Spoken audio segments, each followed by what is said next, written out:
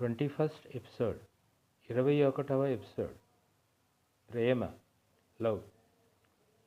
ప్రేమ ఈ రెండు అక్షరాల భావం ఎక్కడ దొరుకుతుంది? నిఘంటువుల పుటల్లోన, లేక ఆ నక్షత్రాల వెనుక ఆకాశంలోన, లేక పాతాళం లోతుల్లోన? రండి కనిపెడదాం. ప్రేమకు కూడా నీరులాగా ఒక ఆకారం, ఒక స్వరూపం లేదు.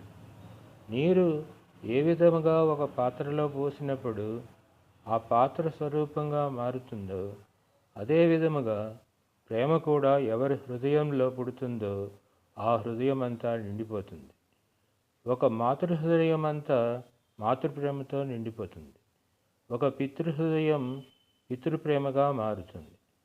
అలాగే పిల్లల హృదయాలలో తల్లిదండ్రుల మీద ప్రేమగా